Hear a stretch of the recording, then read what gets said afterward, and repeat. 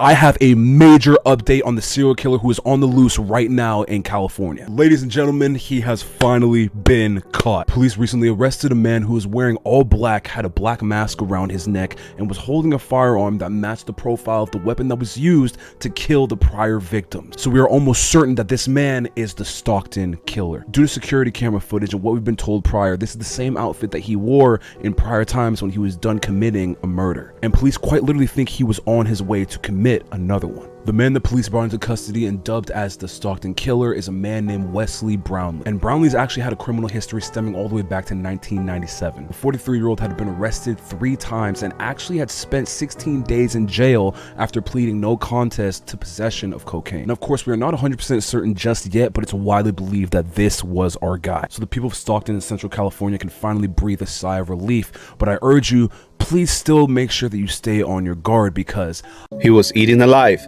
by bedbugs. LaShawn Johnson was discovered unresponsive on the 13th of September 2022 in the psychiatric wing of a jail in Atlanta.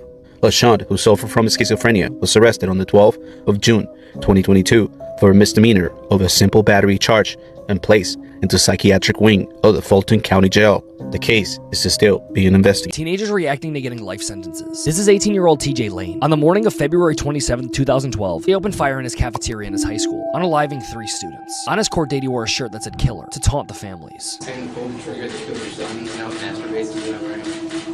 Fuck all of you. Even flipping some of the families off while they cried, as they discussed on how they felt about losing their children. He's been given life without the possibility of parole. Like and follow for more.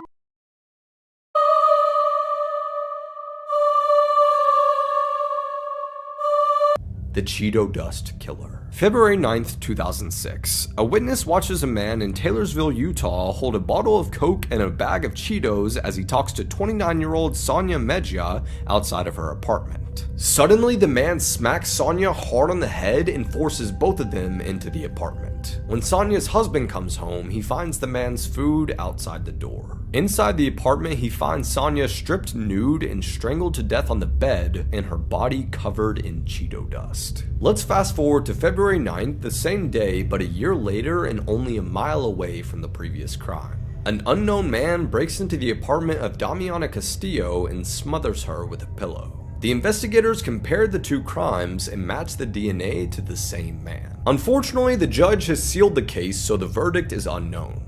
But what we do know is that police found the man who we call The case for Madeleine McCann is officially closed. All because of this recent announcement by the police. Now hit share, copy link twice if you're a legend. Jerry and Kate McCann have been dealt a devastating blow in the search for their missing daughter, as the Met Police and Scotland Yard officially closed the case. Now, as we know, Madeleine McCann was just 3 years old when she went missing on May 3rd, 2007, while on holiday with her family in Portugal. It has since sparked one of the most high-profile missing person searches in history. Now, there's a couple reasons as to why the case is being closed. Firstly, there are the fears that the current suspect may never be charged, even though Portuguese authorities are currently very set on this man. The other reason is that there is a lack of funding / the current funding is running out. Although Portuguese authorities have said ending this case was completely out of the question, so they will remain on it. But as for British authorities, the case has been closed. So I'm curious, and let me know in the comments, do you think the Madeleine McCann case after 15 years should have been closed? Elon!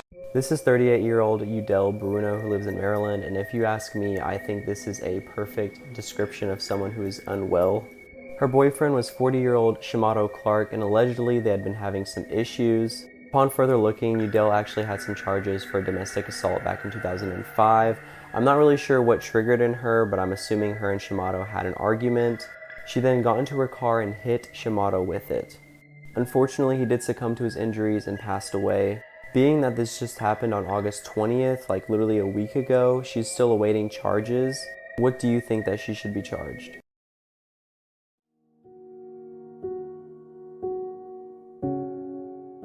Number 1.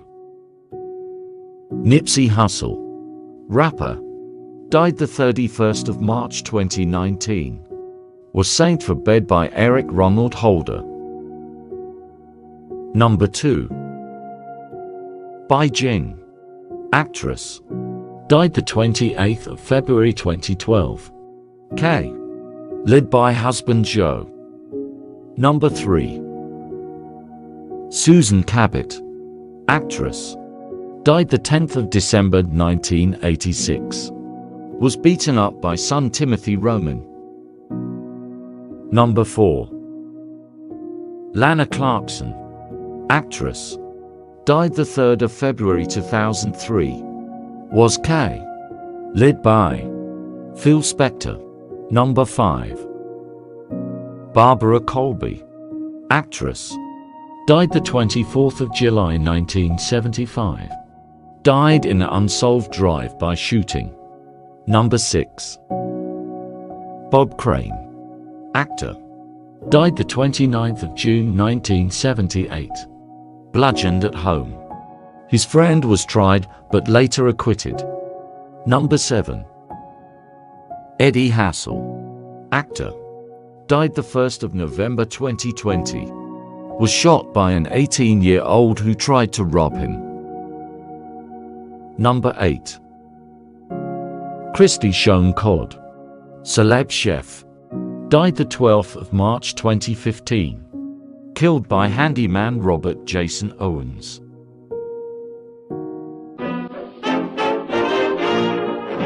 Things that bother you, they never bother me. I feel happy and fine, living in the sunlight, loving in the moonlight, having a wonderful time. Haven't got a lot, I don't need a lot, coffee's only a dime. Living in the sunlight, loving in the moonlight, having a wonderful time. This is why they started putting bells on grave sites. Being buried alive is probably one of the most terrifying things that could ever happen to you, and it actually happened a lot more than you think. One of the most infamous cases was of a woman who was buried alive not once, but twice. A woman named Alice drank a drink that contained poppy seed that put her into such a sedated state that the doctors pronounced her dead and quickly buried her.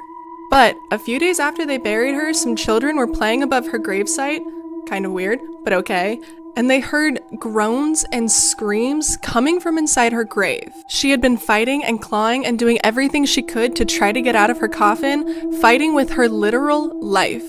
A day later, they finally got in and got her body out, but she was so bloody and so bruised that she seemed like she was on the brink of death and didn't seem like she was moving.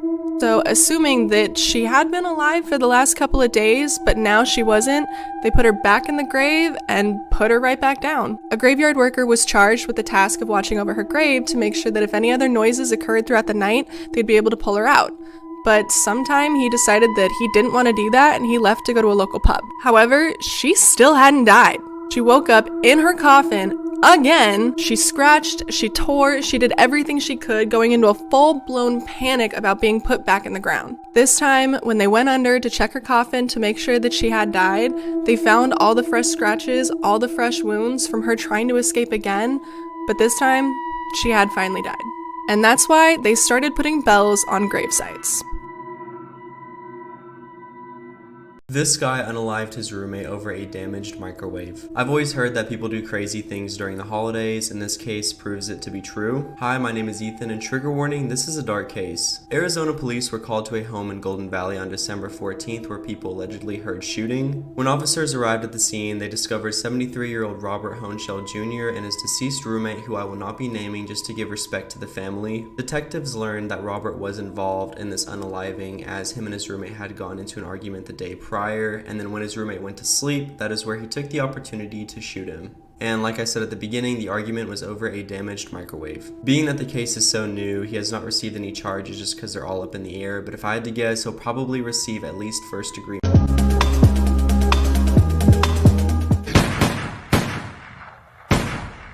Rap star Tupac Shakur died last night after...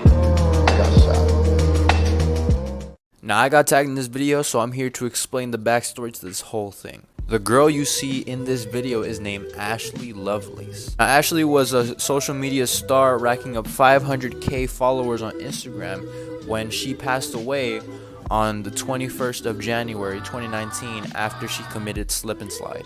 Ashley's family the very next day posted on her page that she was sadly gone and no longer with us. Now, through the research that I've been doing, people are saying that the cause of death was self-inflicted gunshot. They're saying that she did this because of cyberbullying. But her friends and peers are saying that she was never bullied or she never showed signs of any bullying. And Ashley's family isn't blaming anybody for their daughter's death. However, people are taking to social media on who bullied Ashley, and they found that it was a peer named Tyler M. Mons. People started harassing him, and commenting mean stuff on his post on Instagram. And when he spoke out about it, he did not show remorse. Instead, he changed his bio to this.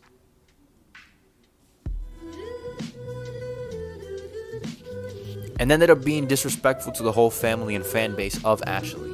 I bit the apple cause I loved you, and why would you lie? And then I realized you're just as naive as I am. Oh, you're so traumatized, it makes me wanna cry. You dumb bitch, I loved you, I loved you, I loved you, it's true. I wanted to be you and do what you. On January 26, 2017, 14-year-old Aliana DeFries kissed her mom goodbye and left for school in the early morning. When she didn't come home, her mom called the school and then realized that Aliana had actually never arrived. The school had been using a new digital system to notify parents when their kids didn't arrive at school, but the system had failed that day, so no notification was ever sent out. Aliana also had a learning disability, and this meant that even though she was 14, her mind seemed a lot younger and she was very trusting of strangers. Also, her school's school buses didn't come near her house, and this was Metro Cleveland, so Aliana actually had to take the bus to school, and she had to transfer, which means that she got on her first bus, had to get off, walk down the street, and then get to the other bus stop, and then get on that bus, which would then take her to school. The police watched the CCTV footage, and they see that she got on the first bus. As she walks to the second bus, the police see a man following her, and the frustrating thing is that a teenager actually witnesses him usher her off of her route and in the other direction, but he assumed that this was her father. This man was identified as Christopher Whitaker, a registered sex offender. 2 days later, the police received a tip that he had been living in this abandoned house. The police enter this house and they see a blood trail leading to a locked room, and when they kick open the door, they see Aliana's body. Christopher Whitaker confessed to this and was prosecuted to the full extent of the law, so if you want to exit out, you totally can, because the next part is extremely upsetting. So, Aliana was absolutely brutalized. She was found wearing nothing but socks, so you can fill in the blanks there, and she had also been injured multiple times to her head and neck area, and the weapons that were used to do this were scattered around her body, and these included a drill, screwdriver, and box cutter. The medical examiner said that her wounds showed signs of attempted healing, which meant that she had been alive for some time after being attacked. This also meant that if the school had notified her mom that she hadn't shown up to school, then the search had started sooner and maybe she could have been found faster and potentially saved. Christopher at first denied his crime, but DNA as well as a boot print found at the scene linked him to her body, and then he ended up confessing. Christopher received the death penalty, and Aliana's parents received a $1 million settlement from the Cleveland school system for their negligence. Aliana was so innocent, and the fact that so many things had to go wrong in order for this to happen absolutely breaks my heart. Comment any cases you'd like me to cover below.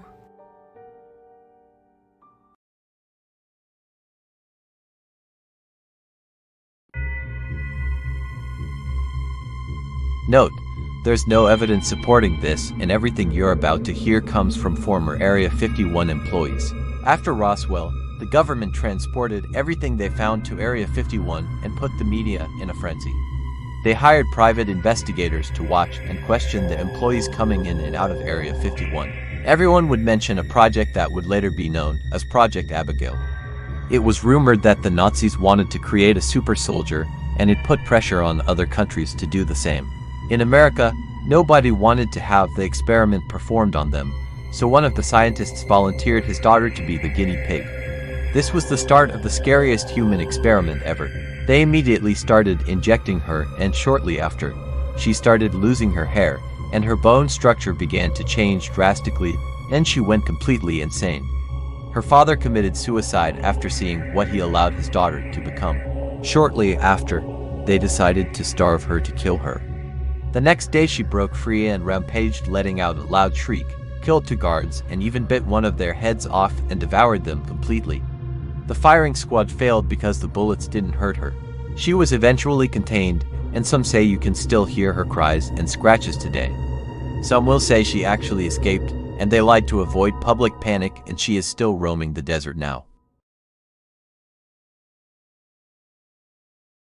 A lot of people think I'm crazy for not going out on a cruise, but I just really don't like the idea of how anything can happen out on the open ocean. First of all, the ocean is a perfect place to hide a body. All you have to do is dump it. By the time the boat docks and authorities can get on board, so much time has passed and you can dispose of a lot of evidence. Also, water washes away evidence, so it's really hard to investigate. This is the case with Colleen Wood.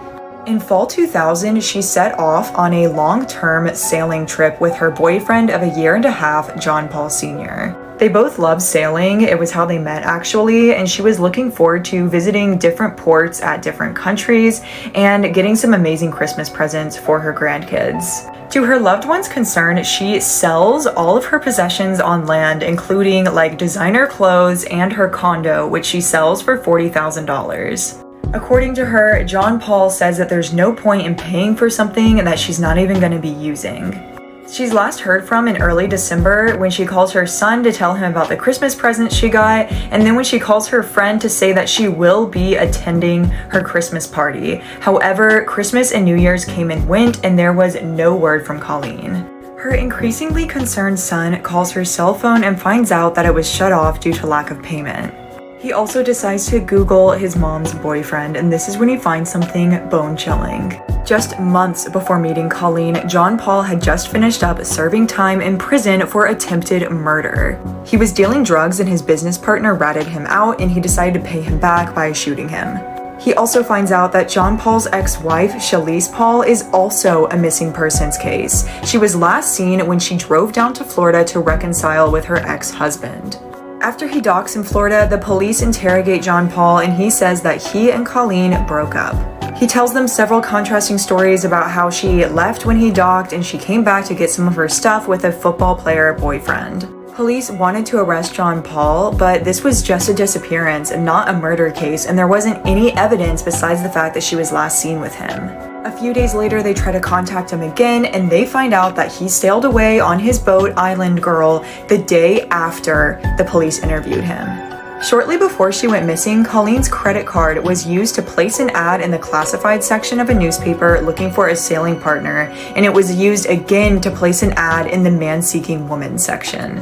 Even worse, $40,000 is withdrawn from her bank account in separate increments from different ATMs. The police tracked down the people who made these withdrawals, and it was two random young women who said a man came up to them on the street and gave them cash for getting this money out for him.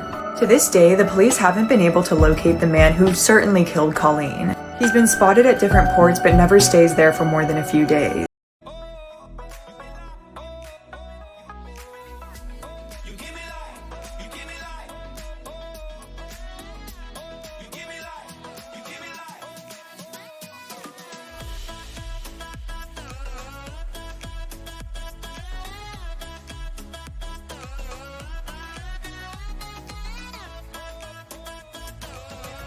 These are the most disturbing 911 calls, part 3. 911, what's the address of your emergency? No, there has been a murder. There is no survivor. Okay, what's going on? What's going on? My ex-boyfriend broke into my house and killed my current boyfriend. Okay, did you just find them? No, he killed my current boyfriend and then he held me hostage and he just shot them. Just now? Yeah. Okay, stay on the line with me. And he kind of beat me up, and my parents aren't home, it's just me and I'm 17. What's his name? Brian White and Jake Burns are the victims. And where's the weapons at right now? What? Where are the weapons at? Where's the gun? The axe is in Jake, and the gun is in Brian's hand. Where are you at inside the house? I'm sitting in our breakfast nook. Brian's in the living room. There's the kitchen between us. He's dead. He's gone. And so Brian killed Jake? Yeah. Don't touch anything, okay? Can you do me a favor? Can you go sit on the porch? Yeah. What's your name? Desiree Staperfenny. 911, what's the address of the emergency? Yes, ma'am. I just shot my daughter and shot all my grandkids. And I'll be sitting on my step, and then when you get here, I'm going to shoot myself. What is the address that you're at, sir? 2550 Northwest, 25 Terrace, Don Spears. Every one of them are dead. You said your name is Don Spirit? Yep. Alright, Don, what kind of gun do you have? It doesn't matter what kind of gun I got. They're all dead, and then when you get here, I'll shoot myself, and then you figure out what kind of gun it is. How long ago this happened, Don? I don't want to hear it, man. I'm done with every fucking thing. Just bring the motherfuckers out here, that's all. You got all the kids are dead in the house. Okay, how many people? 6 kids, 1 adult. 6 kids and 1 adult? Yeah. One of them is a baby.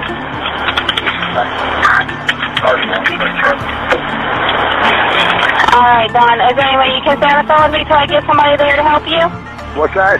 Can I have you stay on the phone with me? No, not that. I'm waiting for them to get here. When they get here, I'm going to shoot myself on my back step. All I'm doing is waiting for them. So you're sitting on your back steps? Yep.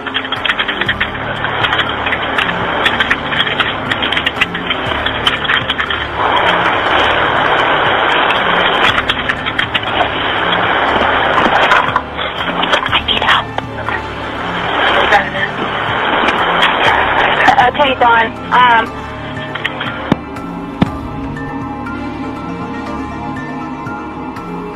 Decided to do this.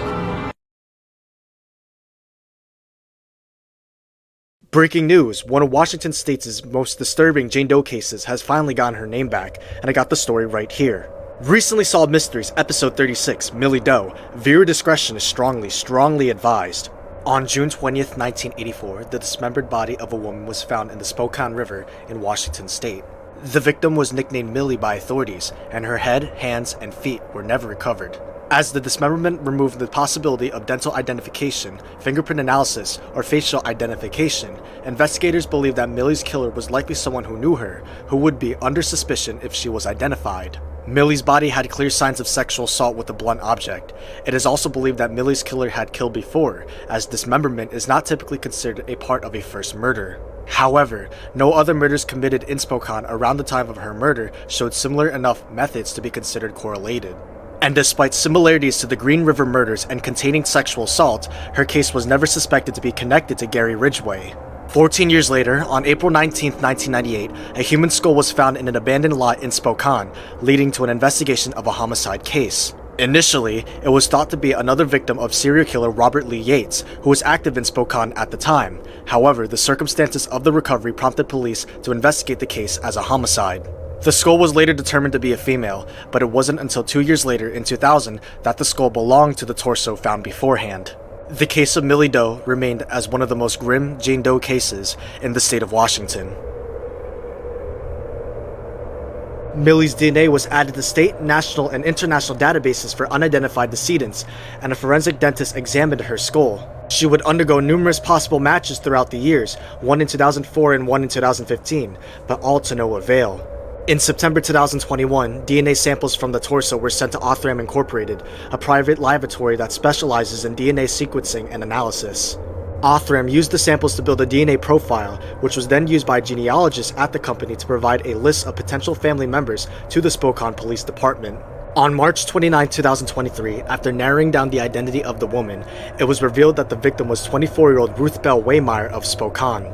Born in 1960, Waymeyer only graduated high school. Her parents divorced when she was a child, and she, her sister, and their mother moved in with a local family in Spokane.